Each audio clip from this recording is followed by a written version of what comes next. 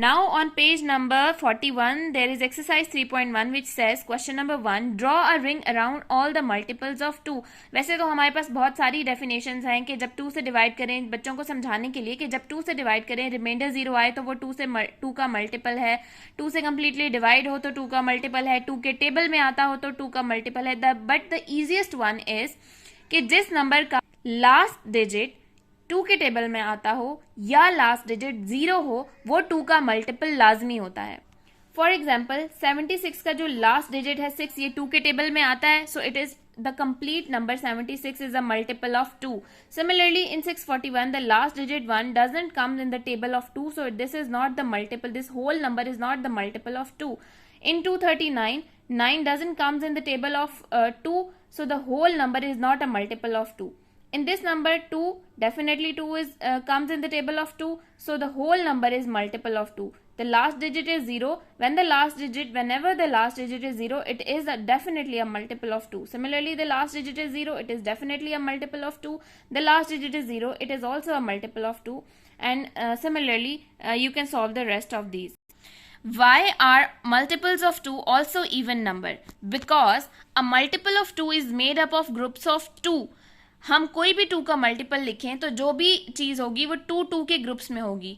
2, 4, 6 इन सब में हम 2 का ग्रुप बना सकते हैं। And similarly even numbers of objects can always be put into groups of 2, और इवन नंबर्स को भी हम हमेशा ग्रुप ऑफ 2 में डिवाइड कर सकते हैं। जितने भी इवन नंबर होते हैं वो 2 के ग्रुप्स में डिवाइड हो सकते हैं। So this is the similarity कि जो मल्टीपल ऑफ 2 हैं वो इवन नंबर भी होते हैं। Okay, sort these numbers into the correct place in the table. कुछ नंबर्स हमें दिए हुए हैं और एक टेबल गिवन है जिसमें हमने इन नंबर्स को लिखना है इनकी करेक्ट प्लेस पे। ये सारे नंबर्स हमें गिवन है, हमने डिसाइड करना है 45 इस टेबल में लिखेंगे, इस टेबल में या इस टेबल में। अब इस टेबल में जो हमने लिखने हैं that should be multiples of 5।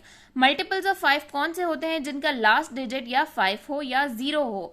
So this is a multiple of 5, this is a multiple of 5, this इसका लास्ट डिजिट ना 5 है ना 0 है, this is not a multiple of 5, यहाँ नहीं लिखेंगे। इसका लास्ट डिजिट ना ही 5 है ना ही 0 है तो इसको भी हम नहीं लिखेंगे। इसका लास्ट डिजिट 0 है, it is a multiple of 5। Last digit 5 है, it is a multiple of 5। Last digit 5 है, it is a multiple of 5। Last digit 0 है, it is a multiple of 5।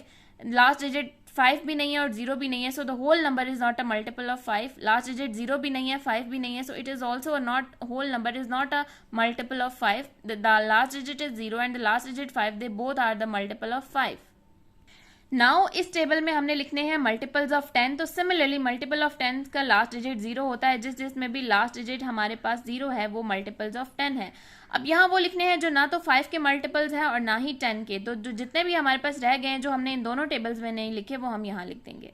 फिर इसी टेबल से रिलेटेड क्वेश्चन है, which numbers have you written twice? कौन से ऐसे नंबर हैं जो आपने 2 बार लिखे हैं, जो यहाँ पे भी लिखे हैं यहाँ पे भी लिखे हैं, एंड वाई, और क्यों लिखे हैं?